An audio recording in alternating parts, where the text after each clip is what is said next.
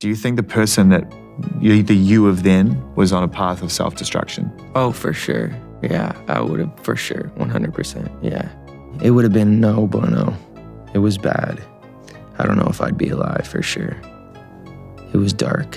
So I'm very, very grateful to have influences in my life that have played a huge part in me seeing their relationship with Jesus and their relationship with their wives and their relationship with their kids and saying, that's what I want. No one saw it coming, not the media, not the fans, and definitely not Diddy. Just 4 days from now, that will test whether one of music's most prolific figures used his power, wealth, and fame to exploit both women and men for decades. This is going to be such a massive trial, like maybe the biggest Hollywood trial. God knows which way it's going to go. Is it going to go on for weeks? For sure, weeks. But in the courtroom that's been holding back the secrets of hip-hop royalty, the moment Justin Bieber raised his right hand under oath, the entire balance of power shifted. This wasn't just a pop star testifying. It was the end of an era, and maybe the collapse of an empire. Diddy's world had already been unraveling, denied bail, branded a flight risk, with prosecutors stacking charges that read like a checklist of federal nightmares, racketeering, trafficking, conspiracy. The courtroom was already boiling. And then came the bombshell. The government had secured a witness no one expected. Not a disgruntled ex-employee, not another music industry insider, but Justin Bieber. Before that seismic moment, Diddy had made it crystal clear. He wasn't taking any plea deal. No matter how favorable the terms, no matter how much time it could shave off, he refused. Why? Because to him, pleading guilty meant admitting to a legacy built on coercion and manipulation. Instead, he wanted the world to see him fight. He painted himself as a symbol, a black man standing against what he claimed was a rigged system, a voice not just for himself, but for everyone who ever felt targeted by the government.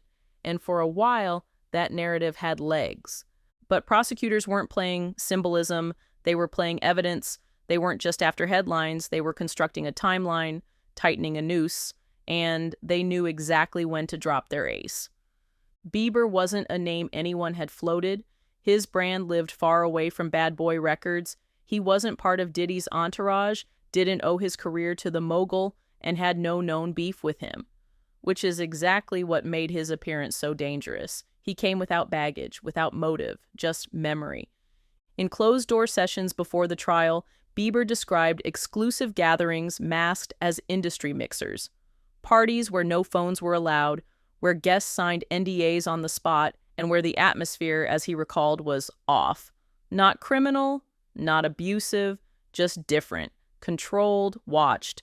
That was all prosecutors needed. They didn't require him to play the victim. They just needed his honesty, his eye for detail, his ability to recall the car he arrived in, the man who checked his name against a clipboard, the precise song playing when he stepped into the room. These were the puzzle pieces the prosecution had been missing, and Bieber handed them over without drama, without flourish, without fear. Meanwhile, the defense scrambled. Their strategy shifted overnight. This wasn't a disgraced security guard with an axe to grind. This wasn't an old flame selling stories. This was Justin Bieber, a global icon with no history of lying under oath, no history with Diddy beyond a few mysterious invitations. So, how do you undermine someone like that? Gently, carefully. The defense's plan wasn't to break Bieber, it was to contextualize him. They argued that high-profile parties often include security, NDAs, phone bans, and secrecy. From tech moguls to royal charities, the elite operate behind velvet ropes. Nothing sinister about it. And as for Bieber, they tried to paint him as a rare guest, a one-time observer who couldn't possibly speak to patterns or practices. But here's the problem with that strategy. Jurors aren't just evaluating facts. They're evaluating feelings, credibility, humanity. And when Bieber told his story, he didn't sound like someone trying to make headlines. He sounded like someone with nothing to gain and everything to lose. His fans watched, his sponsors watched. Every word could damage his brand, but he spoke anyway. That's what made it powerful. Diddy's lawyers tried to steer focus back to what Bieber didn't say. He didn't claim abuse. He didn't witness violence. He never said Diddy personally committed a crime. But prosecutors didn't need that. They needed the atmosphere, the structure, the logistics, and Bieber delivered. Behind the scenes, the ripple effects hit hard. Executives at Diddy-affiliated brands held emergency meetings. Creative teams scrubbed his face from promotional materials. Streaming platforms debated pulling curated playlists. Sponsorship teams huddled to craft fallback campaigns. You could feel the machinery of the industry pivoting away, slowly but surely. And then came the media storm. Bieber Testifies became the headline on every major outlet, not because he revealed a new crime, but because his presence validated the prosecution's core argument. This wasn't chaos. It was organized. Hidden behind celebrity, contracts, and wealth, Bieber's account gave jurors a bridge, from spreadsheets and emails to lived experience. Even fans were split. Some praised his courage, others feared he was being used. Was this civic duty or self-preservation? Was Bieber a hero or just smart enough to cooperate before he got dragged into it? Whatever the motive, the impact was clear. And while all eyes were on the courtroom, Diddy sat stone-faced. No outbursts, no protests, just quiet calculation. He knew what Bieber's words meant, not a knockout blow, but a surgical strike to the foundation of his defense. The argument that nothing unusual happened just didn't hold water anymore. Not when the guy who sang "Baby" could describe your party's security better than your head of operations. Meanwhile, courtroom logistics turned into a production. Overflow rooms, decoy convoys, press badges color-coded by outlet, fans lining the streets like it was Coachella. Marshals laid out crowd control plans. Judges issued gag order reminders. And through it all, Bieber stayed calm.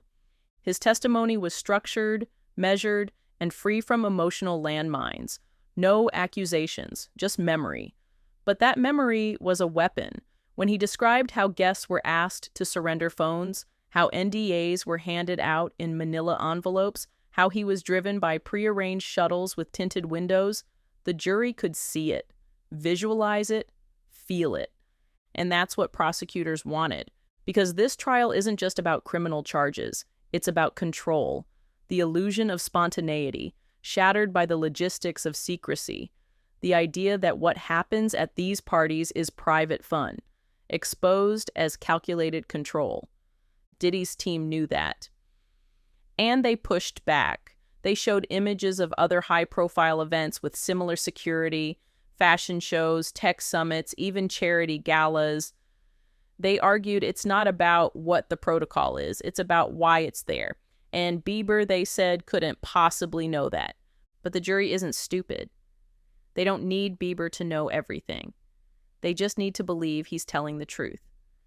And if Bieber's version of the truth aligns with what the prosecution has been building behind the scenes, guest lists, shuttle logs, security footage, NDA signatures, then it becomes a problem Diddy can't outrun. Because Bieber doesn't have a motive, no book deal, no revenge arc, just memory.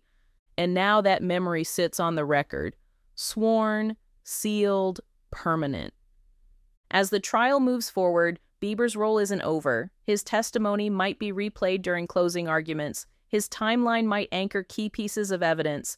His presence might sway just enough jurors to tip the scales, and Diddy knows it. The irony?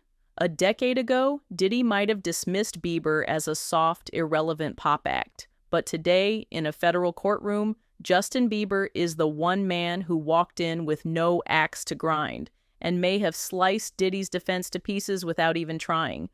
This isn't just a courtroom drama anymore, it's a generational reckoning.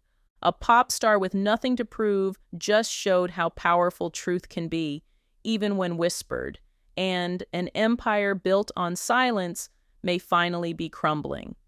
The verdict isn't in yet, but one thing's for sure, Justin Bieber didn't just testify, he changed the game.